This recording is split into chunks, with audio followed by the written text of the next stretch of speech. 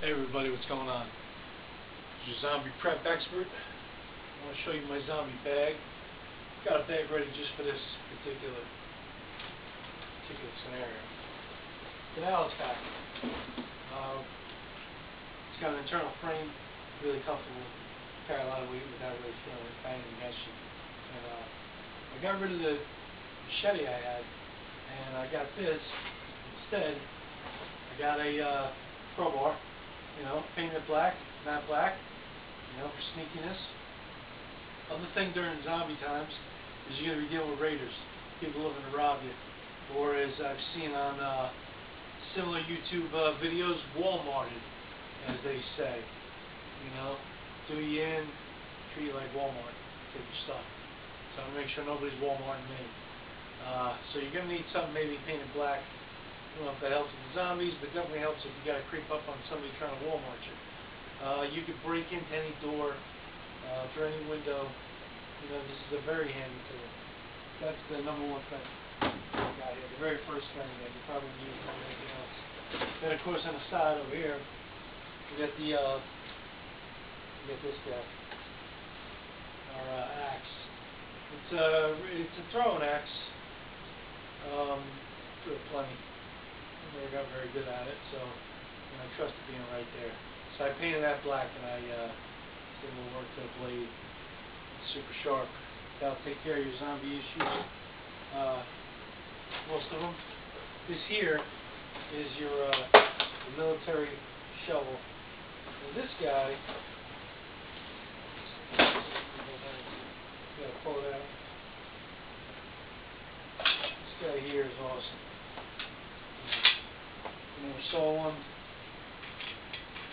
Comes up in a second. And dig in, dig out. Last ditch weapon. Save yourself.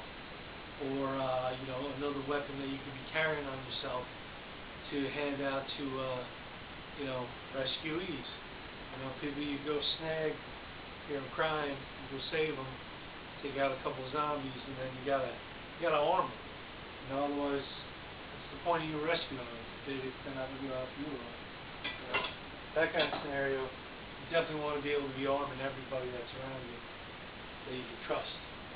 If there's a trust issue, don't even deal with it. You're better off treating them like a raider, definitely. Alright, so then we got right here. Gotta have water. Canteen. I have 2 bottles of the little treatment stuff in there.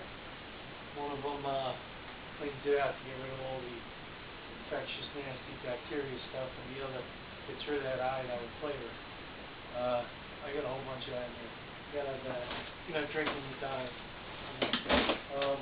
Right here, what I did was I used paracord. I attached this to the frame of the Alice pack. And this is Bowie knife that painted black, sharpen the top side of the blade there. So now you got 2 sides. This is another bladed weapon. Never needs to be reloaded. You can do plenty of chopping, as dull as it might be after however long. You can still chop plenty. Another guy right there.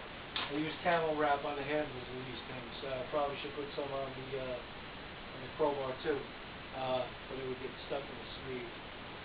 But that stuff only sticks to itself, and it's really makes it gives you great grip.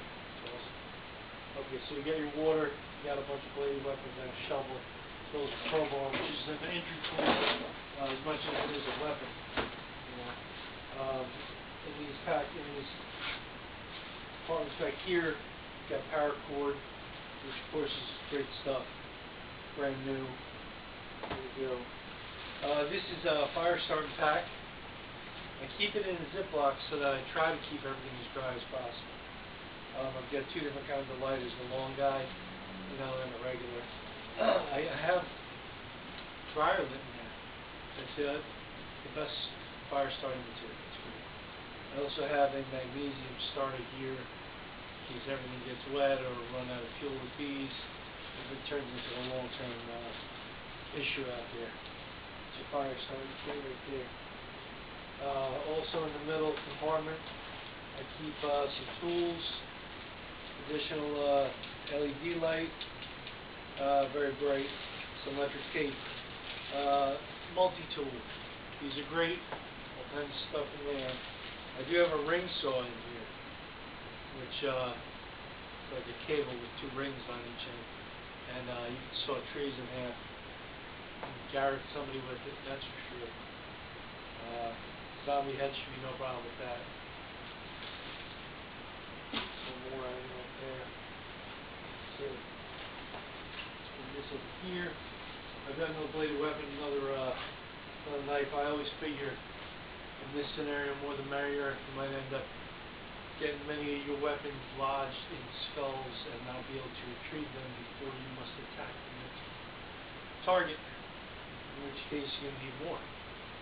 This is this was a Black Blade when I bought it. Awesome knife. Very thick, 1/4 inch back on that, which is really what you want. It's full tang. You really want to make sure you got full tang, and 1/4 inch thickness is what you're looking for. Minimum in any battle type weapon, anything that you want to stand up for more than just one strike, which is what you want. And then here we go, super important, binoculars, of course. Gotta see what's going on around you in all directions. These are not the most expensive ones. You don't need something crazy expensive. You just need to have something that you can tell what's going on in front. It's a little heavy. Got a tip of that pocket there. One more pocket on the side. Another bladed weapon. I had one on each side. You notice. This is just a standard knife. Good knife. Nice and sharp. Regular front knife. Should probably put a lanyard on there. Got a hole for it. Get that there. Okay. What else in there? Oh, flashlight. This is awesome. This one needs charges and stuff. You just wind it. It charges the battery, From what I saw, I got it from the store and wound it for like 30 seconds, and I turned it on, and it stayed on for 6 hours. When I looked at it at the end of like the 6th hour, the LEDs were dim. They were very bright for many hours. All for nothing almost. So this type of flashlight, it was like $10. It's plastic and cheesy. I can see this could break very easily. But I was honestly thinking about getting some pipe, some steel pipe, and just making sure just a tiny bit wider than this, and maybe wrapping a little rubber tape around this guy, cutting out so this could have a big slot to open and come out. The pipe went in there, the pipe went in here, and then also you cut out for the button. And then this thing could be seated within that pipe inside of some rubber tape. And then it could actually be strung like a regular magnet. This thing is really, honestly, I feel like it's a piece of garbage as far as its strength is concerned. For what it could do, and the fact that you're not carrying batteries now, that's something you can't even be thinking of for a zombie. We're talking about keeping a motion. It's bad enough that you're talking about keeping a pack on your back, but if you want to get further than, the next building, you're going to need to have stuff with you, that's for sure. That's it in there. Okay, so in the big bag on the back, actually, you got a couple, everything's loose, so I can show it to you quick. These 3 smaller pouches up here, this is a special kit for doing your stitches, okay? It's got everything in here. It's sterile. Needs to be like blades for the knives, and sterile sutures and stuff. This is very important. If you've never had a gaping wound, you don't realize how important it is. But this will save you from dying just by bumping into something sharp by accident or falling off something or whatever. You're gonna want that. You're gonna probably save somebody else from that. Let's see what else we got here. Oh, of course, the compass, right in the middle, on the top.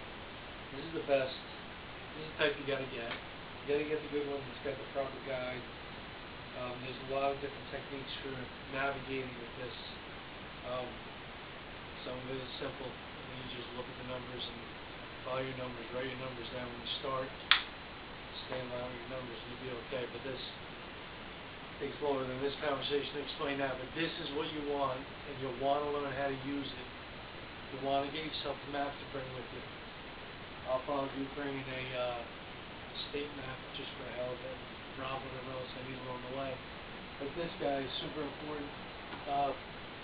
Even if you have no map and you decide, I'm heading over toward that water tower over there, and you just look at your compass and day or night, it lights up at night, and you say it's 180 degrees, or you write that down so you don't forget that, you know, or whatever. And you get going. You start walking toward that thing, every, 2 or 3 minutes, you look at the compass again and reorient yourself to 180. That way if you're going down a valley, across all kinds of stuff, as long as you're heading in the 180 in general, you end up over there. Not bad. Okay. Just over here, a little bit more paracord, a smaller piece of it, I'll drab, so it doesn't create any tension. Here, extra mags, for my right. That's essential. I'd suggest the same for you, extra mags. I don't leave them loaded only because it kills the springs, but honestly, if something was going down, you want those things loaded. If something was about to go down, you were about to run out with this thing, I would lock the front door and take the time to load them up, because you're going to need them. You won't get any time outside that door. You might not get any time inside the door, who knows. So inside here's a compartment on the top, and get down on its back. First bag is filled with, this is water purification tablets, and also the treatment that makes it taste not so bad. This is very important. New water. You're not always going to have the ability or be able to continue being hidden and make a fire and heat up water and boil it. So you're going to need to drink some cold water to purify. Filters are great. Don't say anything bad about them. Sometimes they're better than that. That's quick and it's lighter. Honestly, I got a long-term amount of water out of that for the weight compared to the filters. So now this is just a quick medical kit with Band-Aids, soap, needle and thread, safety pins, and also, as you can see, these guys right here, iodine pills. Yes. This is part of my original bug out plan from a while ago for a bag, which includes worried about the nuke plants, which are very close to me here, and I'm sure there's one within 50 miles of you. So if those go up, and you don't have that, you're dead. And so I've got a bunch of that. I've got about 2 weeks supply for me, which would give me and a couple people 3 or 4 days to get the hell out, get away from the zone. Radiation could be a definite concern during zombies. Everything goes to hell and people are eating and they're all over the place. Just taking care of that plant, monitoring it. Making the valves do what they should be doing. Nobody. That means the new plants will be going up if this zombie apocalypse. Which honestly could probably just be insane, but if you got this, at least you have a chance to do something. Alright, so you got that there. That's it there, okay. The most important thing, because when you're on the move, you're going to need this. Definitely. Toilet paper, gotta have it. Gotta have it. Throw it in a big Ziploc, in a brand new roll, just because you're going to want this so bad. So bad. Now, I bet you can trade that for ammo into the zombie apocalypse. I bet you can trade 20 rounds of 223 for a brand new dry roll of toilet paper. So that could be a serious item that could be worth, awesome. That'd be great. So what else I got? One more thing in there, I think. I think that's it. Oh yes, of course. Duct tape. Gotta have your duct tape. Gotta have your duct tape. Okay. So this is my my bug out bag for zombie prep. And several ancillary weapons there, most accessible points, and always wrapped with camo wrap, and use your paracord proper coloring for quieting up your gear. You know, that little wrinkle, chinkle noise you hear in every movie that you hear when you run around with your gear when you first get it. You know, that's the worst thing ever. You don't hear anything, you know. Bad enough that you might hear your feet. You don't really hear your gear. Can't have any gear make any noise. Bad enough we're going to have water sloshing around on our stuff. That's bad. Let's not even talk about that, even though we need it. Let's try not to think about that too much. So, anyway, all you zombie preppers, I think I'm pretty ready with that. The weapons I went over in my 5 things, there's a lot more weapons that you could go with. I'll show you a couple of the other weapons that I never put in my 5 things because I was trying to go by the rules. You know, let's take a look at this guy. This is the most important. Of course, the crowbar, 42-incher here. Take a look at this guy. See that? See that angle they give you there on the tip of this one? This one's nice. Probably end up holding it this way for the most part. I was thinking about wrapping the grip points where I would hold it on the ends here with rubber tape, black rubber tape. And just big 2-inch wide, just wrap it real good and just solid, you know. Do some serious damage with this. Bam! You know? Most likely do a baseball bat scenario with this guy, keep him at arm's length. Where you're at right there, like, bah, right there, right in your face. Inside of the brain. Into that one right there. So then, what else you got? Oh, this is tried and true. I love this guy. This is my favorite. Well, it's my favorite for just like, you know, all around everything type of thing. This is a breaker bar. All you drivers know what I'm talking about, all you flatbedders. So this here, you know, you crank down your straps, for those of you that don't know. And those of you that do know, you understand the amount of pressure this thing would take, type of steel it's made out of or whatever. Who has any clue? It's ridiculous. Some type of automotive grade ridiculous steel. Anyway, you could close quarters attack with this. And with this tip, you know, when you put a lot of pressure, it's got a little bit of weight to it, you know, a little, and you know, a little bit of distance. But I mean, you know, those two together with that tip, you know, that'll go right through the side of a skull. You know, that'll destroy a zombie brain in a second. This guy, blunt force, you know, and you know, sneaking through doorways and then bing bang booming. You know, when something creeps up on both sides of you, feels good right here. So that's just a breaker bar. You know what I mean? I didn't even paint that. That's just the way that looked forever. Had that for a long time. This here is an S-wing framing hammer. S-wing makes them where it's a solid piece of steel all the way through. And this thing, you could buy this and beat it for 20 years being a carpenter, and it would never ever break or change. So this is what you want. I painted it black, matte black. Trying to help with the hidiness of it, you know. Try to be a little creepy. Those raiders we talked about, you know, because you might want to just brain them with this guy. You know? I don't know. Who knows? I put a little